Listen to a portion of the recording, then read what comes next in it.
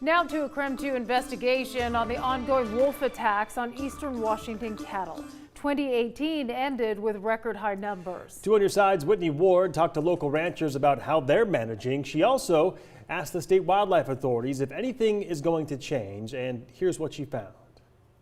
There are about 120 known wolves in the state of Washington, but the vast majority of them live here on our side of the state. 19 of the 22 known packs in Washington are here east of the Cascades. Now, the Department of Fish and Wildlife tells me the wolf population is still growing under protections from state and federal law. In the meantime, another number that is also growing is the number of conflicts with cattle, especially here in eastern Washington. Last year, there were at least 33 confirmed attacks on cattle in this region. That's more than double what it was in 2016. And it's what has livestock producers all across our region wondering how much more they have to lose before things start to change. This will be all new. Ron Eslick has been a livestock producer in Ferry County for decades. His family's been grazing cattle on the same land for almost 80 years. I should be retired, but I like cows. You can go out and talk to them and they don't talk back. I first talked to him last fall when he gave me an unprecedented look at his small family-run operation and the challenges wolves have brought over the last few years. And you guys are often seen as just anti-wolf, right? Right. You just want to kill them all, right? Yeah. And is that necessarily the case? No. We didn't ask for them to come in. We didn't want them to come in, but what do you do? He personally lost another 3 cows to wolves in 2018. It cost him thousands of dollars off his bottom line. And as this winter will soon turn into another spring, he says he has no choice but to do things differently from now on. Well, first off, I got to build a fence. Then we get them up here and then we can rotate the pastures and we can keep an eye on them. Instead of sending them up to graze on his U.S. Forest Service allotment in May, he'll bring his 40 cows here to his son's pasture, completely enclosed and better protected. Did you ever think that you would have to do this? No, never thought in my life. They'll create 3 pastures here for easy rotation, and Ron's son will also be living just a few hundred yards away, ready to respond when, not if, the wolves try to move in. Is it going to be more expensive for you to do this in the spring? Probably, yes. Yeah. Worth it? Oh, yeah. What was the tipping point for you to finally decide that it wasn't worth it to just send them up on your allotment anymore? Well, I'm afraid you go up there on horseback, you're going to be chased around by wolves.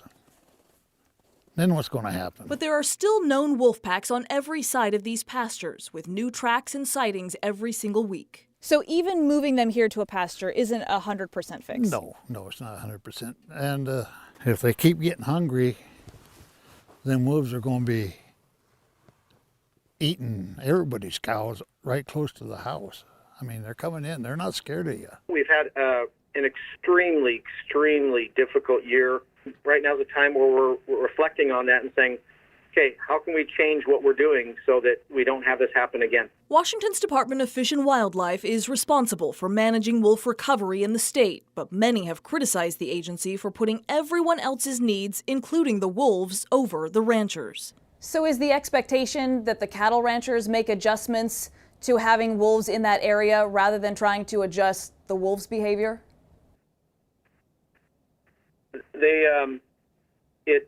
All of the above. The expectation is to try to proactively, with non-lethal tools, influence wolf behavior. And so producers at least do 2 things from the non-lethal tools to try to prevent conflict. But ranchers like Ron say they've been doing that for years, and the problem's only getting worse. After our story aired last year, he says several of his neighbors and colleagues then also wanted to share their experiences. They need to do something to manage it. And what was supposed to be a small meeting at the Kettle River Grange, they're not going to leave, became much bigger. We've lost cattle every year since 2011. Last night, I had a wolf come in the yard, almost got my dog. and they're hanging on the mountain directly behind my house. So I'm kind of squeezed on all sides at the moment. What does that mean for your daily life? My grandkids don't get to walk outside on their own anymore. Does it scare you that much? Yeah, it does. When you can find tracks within 150 yards of your house. Some of these landowners have been raising livestock for years, others just getting started, but all have the same concerns about wolves. What do you think the state could do to at least ease some of the struggle? They've got to get a responsive lethal protocol. They need to move quickly. When we see issues building, this can't be something that lasts an entire grazing season. They need to get rid of some of them. Okay. Because the numbers they're multiplying faster than, it's terrible. How can you just say that's okay? It's not okay. In 2018, WDFW killed multiple wolves after repeated attacks on cattle, but these livestock producers say it's not enough. The department is the one that has the ability to do something about it, and they're not doing it. So what do they need to be doing? Well, the first thing they could do, they're the ones that have the information of where the wolves are at. They know those wolves are there. They should be telling the ranchers. I do believe there should be more collars on more of the wolves, which would help.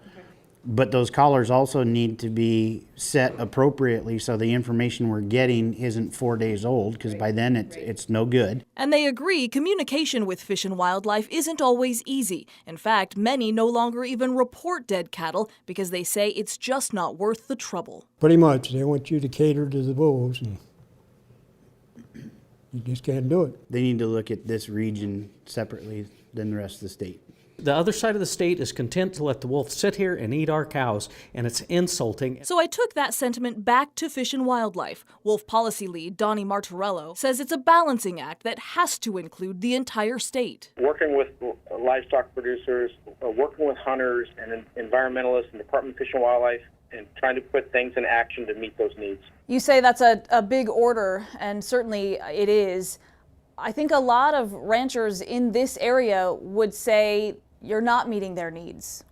What would you say to them? I would say let's not give up now. Let's keep at it. We can do this. But for ranchers all across Ferry County, something's got to give. But for them, there's simply nothing left. We don't want to destroy all the wolves. We just want to make a living of our own. In Ferry County, Whitney Ward, KREM 2 News.